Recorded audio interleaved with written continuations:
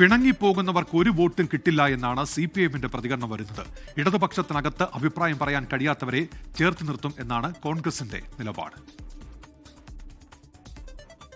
പ്രേംകുമാറിനെ അനുനയിപ്പിക്കാൻ CPIM നേതാക്കൾ ശ്രമം നടത്തിയെങ്കിലും എ സുരേഷുമായി ചർച്ചകളില്ല. VSന്റെ വിശ്വസ്തൻ എ സുരേഷ് UDF സ്ഥാനാർത്ഥിയായി മലമ്പുഴയിലെത്തിയാൽ CPIMൽ ആരിറങ്ങുമെന്നതിലാണ് ആകാംക്ഷ.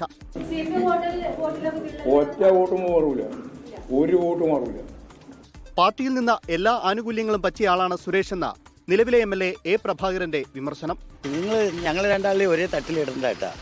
ഞാൻ രാഷ്ട്രീയ രംഗത്ത് 52 കൊല്ലമായിട്ട് 55 കൊല്ലമായിട്ട് പാർട്ടി പ്രവർത്തിക്കുന്ന ഒരുത്തനാണ്. അവൻ ശമ്പളവും വാങ്ങി ഭാര്യയ്ക്ക് ജോലിയും വാങ്ങിക്കൊടുത്ത് ഇരിക്കുന്ന ഒരുത്തനാണ്. നിങ്ങൾ എങ്ങനെ രണ്ടും കൂടിയിട്ട് ഒരു തട്ടിലിടുന്നത്? ഇതിനിടെ പ്രേംകുമാറിനെ അനുനയിപ്പിക്കാനുള്ള ശ്രമം CPIM കേന്ദ്രങ്ങൾ ഇപ്പോഴും നടത്തുന്നുണ്ട്. അദ്ദേഹം സ്ഥാനം ഉള്ളപ്പോഴും സ്ഥാനം ഇല്ലാത്ത അവസരത്തിലും ഇടതുപക്ഷ പ്രസ്ഥാനങ്ങളുടെ പ്രതിനിധിയായിട്ടാണ് പ്രവർത്തനം നടത്തിയിട്ടുള്ളത്. അദ്ദേഹം ആ രൂപത്തിലുള്ള അബദ്ധം കാണിക്കാൻ സാധ്യതയുണ്ടെന്ന് എനിക്ക് തോന്നുന്നു. ആരെങ്കിലും പാർട്ടിയിൽ വരുന്നോ എന്ന് ഫോൺ ചെയ്ത് ചോദിക്കുന്നതാണ് KC വേണുഗോപാലിന്റെ ജോലിയെന്നും V ശിവൻകുട്ടിയുടെ പരിഹാസം.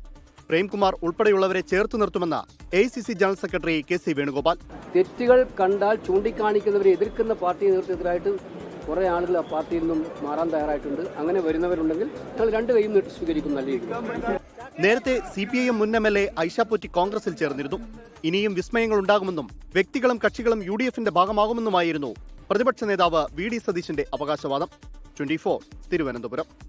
ലോകത്തെവിടെയായാലും ഏത് സമയത്തും 24 വാർത്തകളും ഓഗ്മെന്റഡ് റിയാലിറ്റി പാക്കേജുകളും എക്സ്പ്ലെയിനറുകളും വിശദമായി കാണാൻ ഞങ്ങളുടെ YouTube ചാനൽ നിങ്ങൾക്ക് സബ്സ്ക്രൈബ് ചെയ്യാം.